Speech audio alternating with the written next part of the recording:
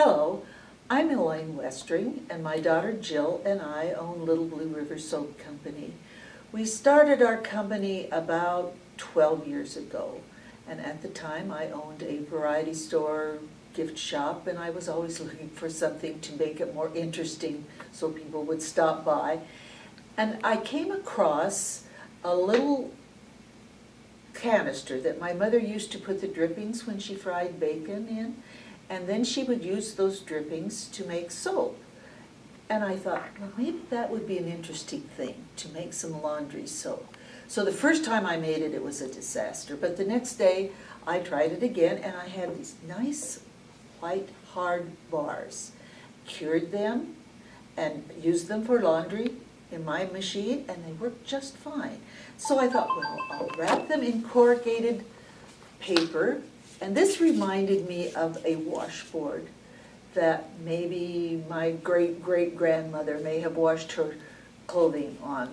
And so I wrapped it in that, and then I tied it with a cord, and that was kind of a nod to the clothesline that she may have pinned those clothes to dry them.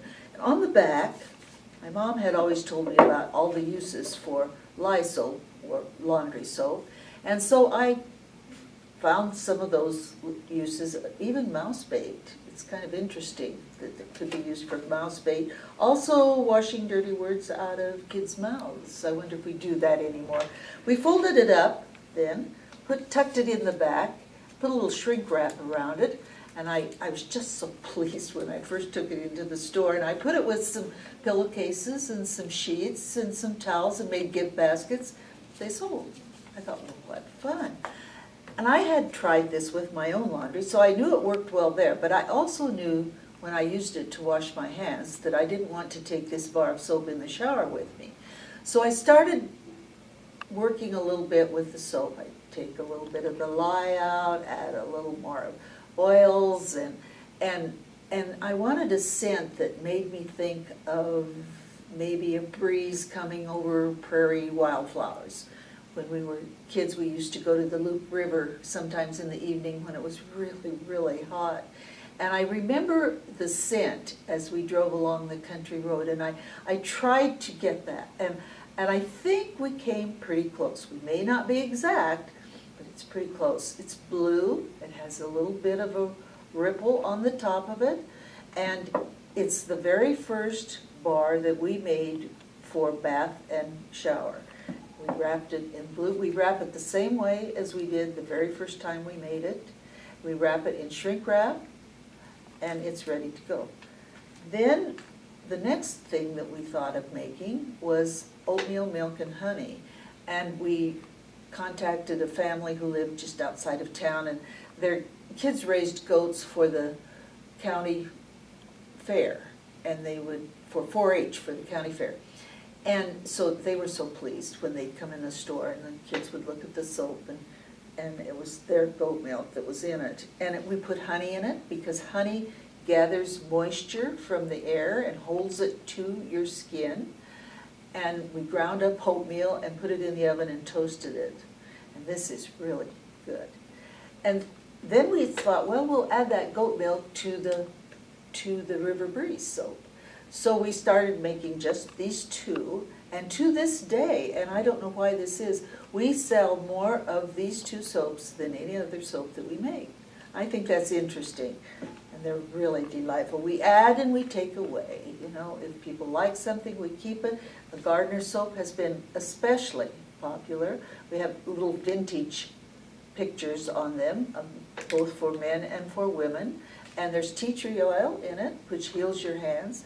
Then after I'd been making just soap for a couple of years, I thought, well, maybe we needed a lotion. And we had that goat milk that always around because I was always making the soap. So I started formulating a lotion. And the first batch I made was just pretty good. But I thought it could be better, and it was. And I really liked the research and development, and I'd add and I'd take away, and it got better. And finally, the combination of oils that we settled on is very nice. We have lots of goat milk in it, of course, and goat milk is nourishing and moisturizing, and they've discovered that there are properties in it that are anti-aging. How about that? Cleopatra had a pretty good idea when she decided on milk baths.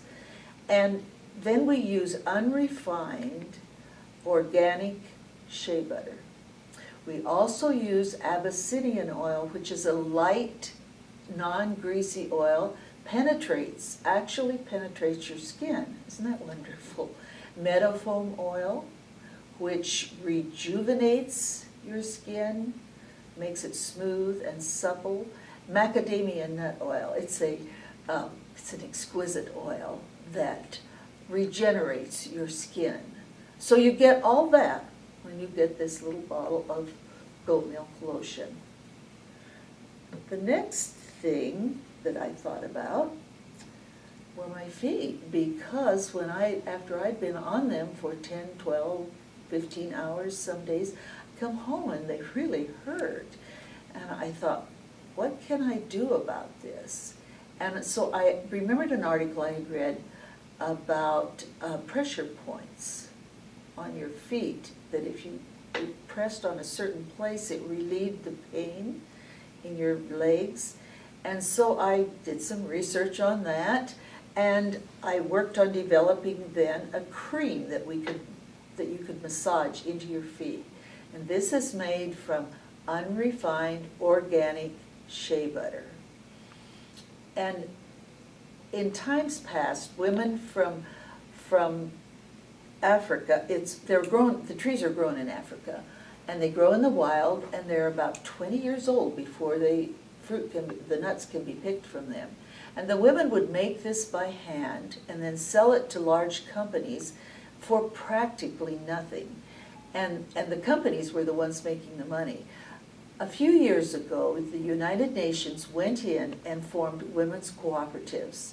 And now, these women, who before were getting practically nothing for all the work that they did, are able to, they get fair trade market value for their shea butter. They're able to feed their children, clothe their children, send them to school, and one woman that I know of has even built her own home. So every time you open that jar, and I think of it often when I open the jar, I am touching hands, linking hands actually, with a sister far away in another part of the world. I think that's very important in how we deal with the things that we use every day. Little Blue River has tried to make skincare right. I think we could say that.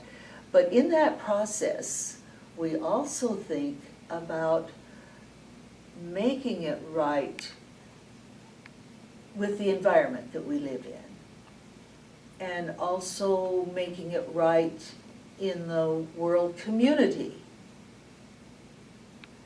So see you on the web and on our Facebook, and we're going to have a blog page when I get it researched and developed.